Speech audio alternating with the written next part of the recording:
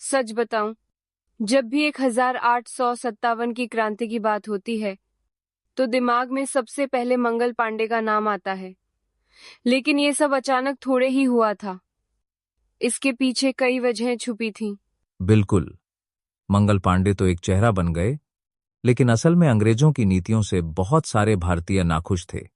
किसानों की जमीनें छीनना, धार्मिक मामलों में दखल देना, सबने मिलकर एक गुस्सा पैदा कर दिया था। और उस समय कंपनी बहादुर की फौज में भी खौफ था, खास तौर पर नई कारतूसों को लेकर। लोगों को लगा कि उनके धर्म से खिलवाड़ हो रहा है। हाँ, वो ग्रीस और चर्बी लगी कारतूसों वाला मामला। हिंदू मुस्लिम दोनों समुदायों ने इसे अपनी आस्था पर चोट माना। इसी ने फौजियों में सबसे पहले आग लगाई। मुझे याद है, कई जगहों पर ये अफवाहें इतनी तेज फैल गईं कि लोगों ने बिना सोचे समझे बगावत शुरू कर दी। वैसे मेरठ की घटना ने तो सब कुछ बदल दिया था। सिपाहियों का विद्रोह वहां से ऐसे फैला जैसे जंगल में आग। बिल्कुल। 10 मई 1857 को मेरठ में सिपाहियों ने अंग्रेज अफसरों के खिलाफ आवाज उठाई और फिर तो दिल्ली की तरफ बढ़ चले। बहादुर शाह जफर को बादशाह बना दिया गया। मानो एक नए युग की शुरुआत हो गई। दिल्ली पहुंचने की बात करते हैं तो मुझे लगता है उस वक्त दिल्ली का चुनाव भी एक बड़ा प्रतीक था। जैसे सब पुराने मुगल शासन को फिर से देखना चाहते थे। हाँ, एक तरह से लोगों को उम्मीद बंध गई थी कि अंग्रेजों का राज खत्म भी हो सकता है। वैसे विद्रोह और भी कई शहरों में फैला। कानपुर, झांसी, लखनऊ।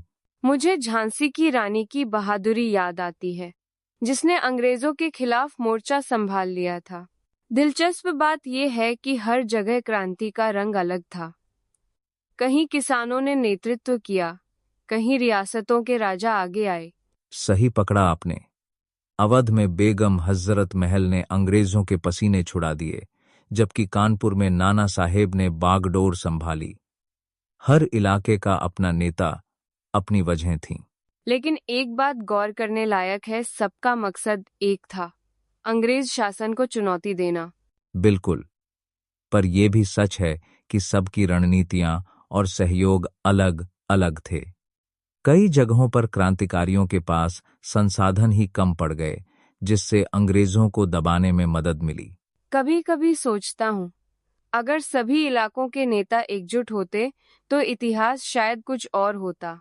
इतनी बड़ी क्रांति के बावजूद आखिर में अंग्रेज ही जीते। आपको क्या लगता है, सबसे बड़ा कारण क्या था? मुझे लगता है आपसी तालमेल की कमी और संसाधनों की भारी कमी सबसे बड़ी वजह थी। कई भारतीय राजा और जमींदार अंग्रेजों के साथ भी खड़े हो गए थे। ये बात वाकई चौंकाती है कि पूरी क्रांति के बावजूद एकता अधूरी ही रही। वैसे इसके बाद भारत में बहुत कुछ बदल गया, है ना? हाँ, इसके बाद अंग्रेजों ने ईस्ट इंडिया कंपनी से सत्ता छीनकर सीधे ब्रिटिश सरकार के हाथों में दे दी।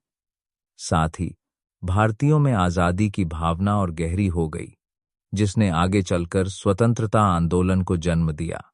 यानी 1857 के विद्रोह ने भले ही तुरंत आजादी न दिलाई हो, लेकिन ये आजादी की लड़ाई की नींव जरूर बन गया।